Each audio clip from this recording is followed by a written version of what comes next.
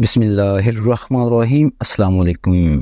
کیا آپ بھی قرض سے پریشان ہیں؟ تو آئیے آپ کو ایک دلچسپ قصہ سناتا ہوں۔ ایک مالدار شخص نے اپنا قصہ سنایا کہ ایک دن میرا دل بہت بے چین ہوا۔ ہر ممکن کوشش کی کہ دل بہل جائے، پریشانی کا بوجھ اترے اور بے چینی کم ہو، مگر وہ بڑھتی ہی چلی گئی۔ بالآخر تنگ آ کر باہر نکل گیا اور بے مقصد ادھر ادھر گھومنے لگا۔ اسی دوران ایک مسجد کے پاس سے گزرا تو دیکھا کہ دروازہ کھلا ہے۔ فرض نمازوں میں سے کسی کا بھی وقت نہیں تھا۔ میں بے ساختہ مسجد میں داخل ہوا کہ وضو کر کے 2-4 رکعت نفل نماز ادا کرتا ہوں، ممکن ہے دل کو راحت ملے۔ وضو کے بعد مسجد میں داخل ہوا تو ایک صاحب کو دیکھا جو خوب رو رو کر گڑ گڑا کر دعائیں مانگ رہے ہیں اور کافی بے قرار ہیں۔ غور سے جب ان کی دعا سنی تو قرض اتارنے کی فریاد کر رہے تھے۔ ان کو سلام کیا، مصافحہ ہوا اور قرض کا پوچھا تو بتانے لگے کہ آج ادا کرنے کی آخری تاریخ ہے، اسی لیے اپنے مالک سے مانگ رہا ہوں۔ ان کا قرض چند ہزار روپے کا تھا اور وہ میں نے جیب سے نکال کر دے دیے۔ ان کی آنکھوں سے آنسو جھلک پڑے اور میرے دل کی بے چینی سکون میں تبدیل ہو گئی۔